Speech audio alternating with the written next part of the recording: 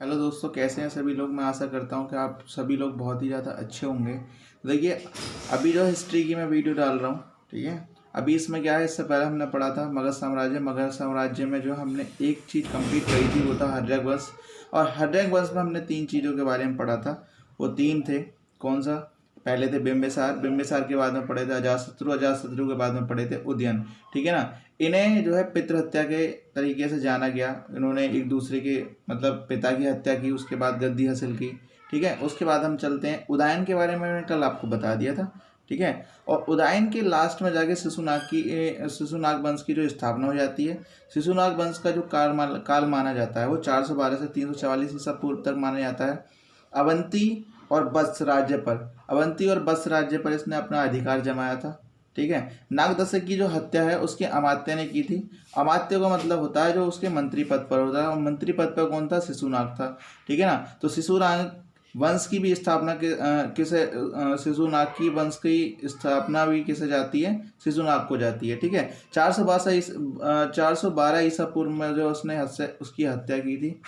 हत्या करने के बाद में उसने अपना राज्य स्थापित किया। जब राज्य स्थापित कर दिया तो स्थापना कर ली, ठीक है ना। उसके बाद जो है पहले जो राजधानी थी, देखिए एक बात मैं आपको बता दूं, जब सबसे पहले जो राजधानी हुई थी वो वैशाली हुई थी। वैशाली से उठाकर जो है फिर से क्या कहते हैं वहाँ पर ले जाएगी पाटलिपुत्र, पाटलिपुत्र से इस तरीके से। तो यहाँ पर भी क्या हुआ, जो शिशुनाग हुआ था, शिशुनाग ने भी अपनी राजधानी क्या बनाई? वैशाली बनाई। वैशाली में कौन से आते थे?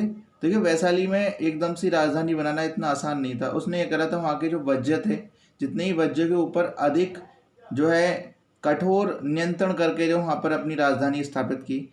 देखिए, शिशुनाग वंश में जो है, जो शिशुनाग था उसने अपना राज्य कहाँ से कहाँ तक स्थापित किया था? मगध में मिला लिया था। तो बंगाल से लेकर मालवा तक का भूभाग जो था वो उसने अपने अधीन कर लिया था। उसके बाद देखिए बात करते हैं कालाशोक की। कालाशोक जो था, इसमें कालाशोक या फिर इसमें दो नाम इसमें बोले जाते हैं, कर्णकाल या फिर कालाशोक, ठीक है ना।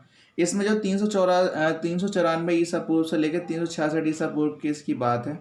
इसमें क्या था, इसमें पुराणों में जो है कुछ बोला जाता है, और इसमें पुराणों में जो नाम है इसका, पुराणों में या फिर दिव्या वचन, ठीक है ना, या फिर जो अभी तक जो कुछ पत्रिकाएं चल रही हैं, ठीक है, उनमें उसका जो नाम आता है वो क्या आता है? काकवर्ण करके आता है, ठीक है ना। कालाशोक या काकवर्ण पूछ लेते हैं कभी कभी, बोले बताइए कालाशोक जो है कौन से वंश है? तो कालाशोक का जिक्र किसमें है? शिशुनाग वंश में, ठीक है। वैशाली के पास पाटलिपुत्र इसने अपनी राजधानी स्थापित की, ठीक है ना। इसके बाद में आया था ये, शिशुनाग के बाद में आया, ठीक है। सिंघाली महाकाव्य से पता चलता है कि गौतम बुद्ध की, देखिए गौतम बुद्ध के प्रथम संगति के बाद में या गौतम बुद्ध के महापरिनिर्वाण निर्माण के बाद में जो है यहाँ पर जो है इसके समय में 10वें वर्ष में जाकर, ठीक है ना, जब 10वें वर्ष था 100 वर्षों के बाद इसने अपना क्या कहते हैं कालाशोक ने अपना राज्य स्थापित किया था, ठीक है ना, गौतम बुद्ध के बाद में 100 वर्षों के बाद में। लेकिन द्वितीय गौतम बुद्ध की जो संगति हुई थी, द्वितीय बौद्ध संगति जो हुई थी वो यहीं पर ही जाके हुई थी, ठीक है। द्वितीय बौद्ध संगति का आयोजन हुआ था यहाँ पर, और 383 ईसा पूर्व में विभेद उत्पन्न हुआ था। 383 ईसा पूर्व में विभेद उत्पन्न हुआ था, और उसमें दो समुदाय बढ़ गए। किसमें? गौतम बुद्ध में, ठीक है ना। गौतम बुद्ध में जो मैंने चारों बौद्ध संगति इसमें कराई है, मैंने आपको चारों बौद्ध संगति कौन कौन सी होती हैं जब गौतम बुद्ध के बारे में पढ़ाया था, तो चारों बताई थी, उनका उद्देश्य बताया था। तो उसमें उद्देश्य क्या था? उसमें दो समुदाय बढ़ जाते हैं। इसका एक का नाम होता है स्थविर और दूसरा होता है महासांदिक, ठीक है ना। शिशुनाग वंश का जो अंतिम शासक था वो राजा नंदीवर्धन था, ठीक है, राजा नंदीवर्धन। और राजा नंदीवर्धन जब आया उसके बाद से क्या है, नंद वंश स्टार्ट हो जाता है। नंद वंश में क्या चीज़ थी? नंद वंश का जो शासक माना जाता है, स्थापना जिसने करी थी वो महापद्म नंद होता है। महापद्म नंद ने जो है यहाँ की स्थापना करी थी। पुराणों के अनुसार और जैन साहित्य के अनुसार इसका नाम जो है, पहला गैर क्षत्रिय ये राजा था जो क्षत्रिय नहीं था, ठीक है ना, जाति से नाई था ये, ठीक है ना। इसे सार्वजनिक क्षेत्रियों या फिर क्या कहते हैं सर्व छत्रात्मक जो है कहा गया एक राष्ट्र, ठीक है ना, एक राष्ट्र, या फिर क्या कहते हैं सब छत्रात्मक का मतलब होता है जो क्षत्रियों को नाश करने वाला होता है, ठीक है। और दूसरा नाम बुलाया गया भार्गव। भार्गव जो वो होता है कि क्या कहते हैं परशुराम का दूसरा रूप उन्हें बोला गया, बोले परशुराम का ये दूसरा रूप है, ठीक है। और उन्हें किस बात की उपाधि दी जाएगी? बोले ये क्या है? भार्गव इन्हें कहा जाएगा। साम्राज्य विशाल स्थापित हुआ, मतलब इसका जो साम्राज्य था वो काफ़ी विशाल था। तो इसे एक जो उपाधि, दो उपाधि प्रदान की गई थी, एक क्षत्रप की और एक राठ की। एक राठ का मतलब मैं आपको बता चुका हूँ, जो राज्य, ठीक है ना, जो राज्य एक ही शासक के अधीन रहा हो, मतलब उसमें किसी का भी दूसरे किसी का हस्तक्षेप ना हो, किसी दूसरे का किसी का भी अधिकार ना हो, ठीक है ना, तो उसे बोलते हैं एक राठ, ठीक है ना। तो जो एक ही शासक के अधीन रहा हो, ठीक है ना, जैसे एक राज्य है उसी पर अपना राज्य स्थापित उसने कर रखा है, उस पर दूसरे का किसी का भी कोई हस्तक्षेप ना है, ठीक है। महापद्मनंद के जो 8 पुत्र हुए, 8 पुत्रों में से घनानंद का जो है यहाँ पर जिक्र है। घनानंद जो है सिकंदर के समकालीन था, मतलब जब सिकंदर आया था आक्रमण करने उस समय पर ये था, ठीक है ना, उस समय।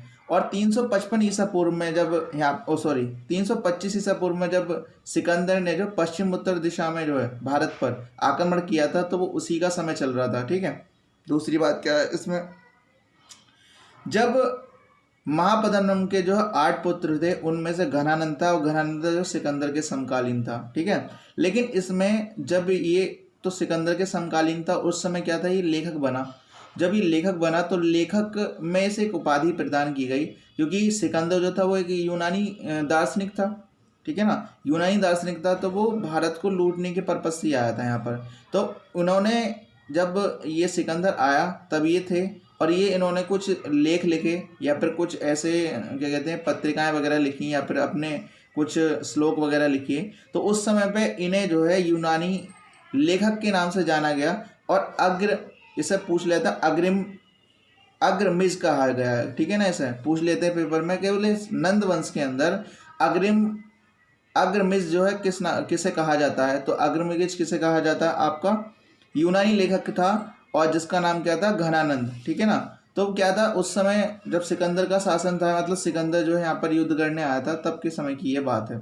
उसके बाद क्या है, इसने जो है महापद्मनंद ने जो है कलिंग पर जो है अपनी राज्य स्थापित किया, पहला राज्य स्थापित किया, ठीक है ना। तो अब कलिंग जो है इस समय जो वर्तमान उड़ीसा का जो क्षेत्र पड़ेगा आसपास का, वो है आपका कलिंग का क्षेत्र होगा, ठीक है ना। उसके बाद में क्या है, नंद वंश का जो अंतिम शासक था वो घनानंद था, ठीक है ना। नंदों को भारत का निर्माता कहा गया, भारत के साम्राज्य को स्थापित करने का निर्माता कहा गया, कि नंद वंश के जितने भी थे वो उन्होंने क्या करा था, भारत के ऊपर अपना साम्राज्य स्थापित किया था। नंद वंश का सर्वाधिक धनी, नंद वंश को जो सर्वाधिक धनी क्या कहते हैं, सबसे ज़्यादा धन और विशाल सेना के लिए प्रख्यात है। मतलब इनकी जो विशाल सेना हुआ करती थी, विशाल सेना के साथ साथ क्या था इसमें कि यहाँ की सबसे ज़्यादा पैसा यहाँ पर लोगों पर था, ठीक है ना। क्या है, किसी भी चीज़ से दुखी नहीं थे राज्य के, उसमें कभी किसी को कोई परेशानी नहीं थी, ठीक है। दूसरी बात क्या है, घनानंद के समय में 325 ईसा पूर्व में मैंने आपको बताया था, सिकंदर ने पश्चिम उत्तर दिशा में जो है यहाँ पर युद्ध किया, और युद्ध करने के उपरांत जो है आक्रमण जब किया, तो वो उस समय पे जो है, देखिए जब मैं आपको क्या कहते हैं जब कराऊंगा आक्रमण के बारे में, तब इसमें सिकंदर के बारे में पूरा जिक्र बताऊंगा आपको, क्या किस तरीके से, मतलब उसके जो सैनिक थे, उस सैनिकों ने जो है ना सिंध नदी को पार करना, मतलब नदी को पार करने को मना कर दिया था, तो वो उस समय वो वापस लौट गया। वापस लौटने के बाद कुछ समय के बाद वो फिर आया, तो सिंधु नदी को पार करते हुए और पहाड़ी के रास्ते से होते हुए तब वो अपनी क्या कहते हैं भारतवर्ष की ज़मीन पर उसने पैर रखा, ठीक है। कई राजा हुए जो क्या कहते हैं, कुछ तो राजा ऐसे हुए कि वो झुक गए, उन्होंने बोल दिया, बोले कि हाँ अगर तुम इस पर राज्य स्थापित करना चाहते हो तो हम आपकी हेल्प करेंगे ज़रूर, ठीक है, उसमें हमारा जो है सहयोग रहेगा। अगर आप कहीं भी युद्ध करते हो तो आप हमारी सेना को जो है अपने क्या कहते हैं मतलब साथ में सेना में युद्ध में काम कर सकते हो उसके साथ में, ठीक है।